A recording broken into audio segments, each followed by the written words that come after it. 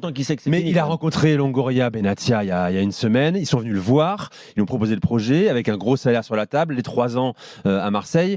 La question, c'est de savoir si lui, il a vraiment envie, s'il est ça que je te motivé. dis. Et que même Je suis s'il pas arrive, sûr aujourd'hui. est-ce qu'il n'y aura pas déjà un doute Moi, je sur doute sa pas, moi, je volonté de doute pas rester une là? seconde du Tu l'as vécu avec professionnalisme du Marcelino mec. aussi Mais l'an non, dernier. C'est pas la question Attention. c'est pas la question de douter du professionnalisme. Le jour où il vient, il sera dedans, Kev. Le jour où il arrive, il sera dedans. Une fois qu'il a signé son contrat, une Est-ce fois que qu'il s'est vous lancé, pas il vu un sera mec à ultra fond. motivé, effectivement, avec pas le même background, la même expérience que Conceição. Vous nous appelez au 32-16 pour en débattre. Walid, ton avis là-dessus? Non, mais surtout que je sais qu'il y avait une vraie envie des dirigeants d'avoir un entraîneur qui veut venir à Marseille. Et oui, ils l'ont dit. Et ils l'ont dit. Oui, mais ça, c'est de Et la on va com mettre que qui croit tu au fais. projet. En fait, tu fais de la com. Non, mais non, la non, com, est-ce que ce ne quand serait pas ça un se choix par présente. défaut De quoi Pour lui. Conceição. Peut-être. Ah oui, pour Eh lui. oui, oui. c'est un problème pour repartir sur un nouveau projet de 3 ans. Quand il vient de sortir de Porto, Il a été champion, les gars, là-bas. Il faisait des Ligues des Champions tous les ans.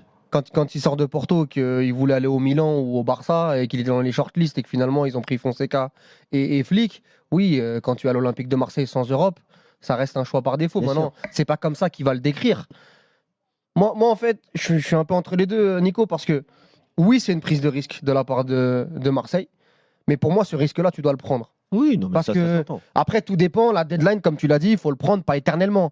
Mais la réalité, ce qui est dérangeant surtout, c'est qu'aujourd'hui, ils ont fait all-in sur Conceição. Ça commence quand même à durer. Ça fait 10 jours qu'ils parlent avec lui, qu'ils lui ont dressé l'offre financière, les contours, etc.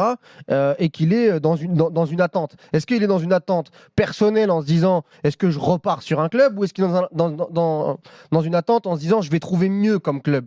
C'est quand même très très différent. Et Sans précipiter. voilà, il va falloir voir sur les prochains jours ce qui va se passer. Quelle est la forme d'attente? Moi, ce qui me dérange surtout, c'est que après, on n'est pas dans les discussions. On ne sait pas ce que leur dit Conceição. Si Conceição demande 2-3 jours de vacances, comme Jimmy le dit, ou qu'il répond plus, ou qu'il est évasif, ou qu'il montre un peu de condescendance envers l'Olympique de Marseille. Ça, normalement, les dirigeants doivent le ressentir. Mais ils sont allés le voir à Porto. Oui, Ils très auraient dû bien. ressentir sa motivation déjà. Ça, on en Là sait. aujourd'hui, ils Mais attendent, ils savent pas. Mais ça, on le sait pas. Peut-être que dans les rendez-vous, ils ont dit que Conceição leur a dit moi, je suis chaud, mais j'attends un peu, je temporise.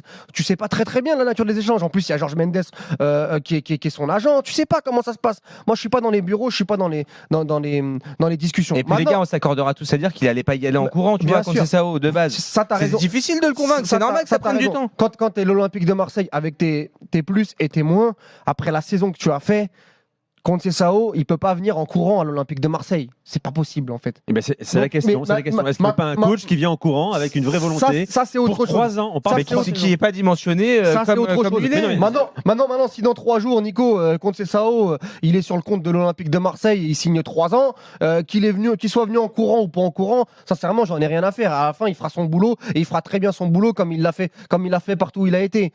Par contre, si Conceição, ça ne le fait pas, là oui, tu as pris un gros risque parce que Franquet, je suis persuadé qu'il serait venu à l'Olympique de Marseille et il est parti à Nice, que Palladino, qui était dans la shortlist, a signé à la Fiorentina notamment, et que tu n'as plus beaucoup de choix. Et tu auras le choix peut-être Habib Beye qui peut-être fonctionnera. Et je ne sais même pas s'ils iront sur Habib Beye, même en cas d'échec de Conceição. Donc on restera dans un flou. Mais moi, je suis persuadé que ce risque-là, tu dois quand même le prendre parce que Conceição, je ne sais pas s'il pourra faire une année sabbatique, sincèrement, et se permettre ça. Je pense qu'il repartira dans un projet. Et vu que la Lazio s'est bouché, que tout le monde, que partout s'est bouché, tu auras cette possibilité-là. Il faut la jouer à fond. Moi, je pense qu'il faut la avec jouer à fond. l'assurance, son investissement, son engagement sur la durée à Marseille.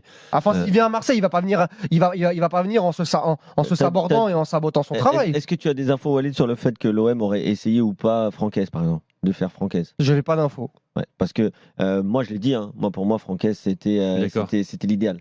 C'était l'idéal. Mais je sais qu'il était dans la shortlist. Mais qu'à un moment donné, vu qu'ils ont vu la porte Conceição s'ouvrir avec le départ. Pour moi, je ne suis pas sûr que ce soit la meilleure stratégie.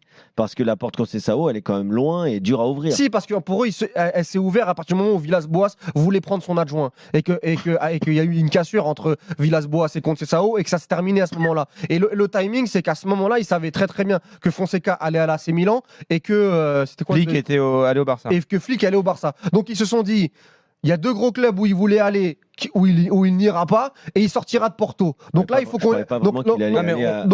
On savait qu'il allait sortir de Porto, mais surtout parce qu'il était lié à Pinto da Costa, l'ancien président. Oui. Sauf qu'il devait partir à l'amiable. Et vu qu'ils, comme disait Walid, ils ont sondé son adjoint. Ça a été. Non, mais c'est pas que tu laisses. Après, on n'est pas dans la tête de Francaise. Numéro 2. Et puis de son côté, Francaise, il rejoint Fabrice Boquet, qu'il a connu aussi à Nice. Tu sais pas comment ça s'est passé. Peut-être que Nice a eu un discours depuis un moment avec Francaise. Et il va jouer la Coupe d'Europe là-bas. Peut-être qu'il sentait que dans sa progression, c'était mieux. C'est Marseille. Mais je sais pas. Moi, je suis pas dans la tête de Francaise. Il y avait plein d'éléments qui pouvaient amener Francaise à s'engager. Ça, c'est quand même flou. On aura les réponses peut-être dans les prochains jours.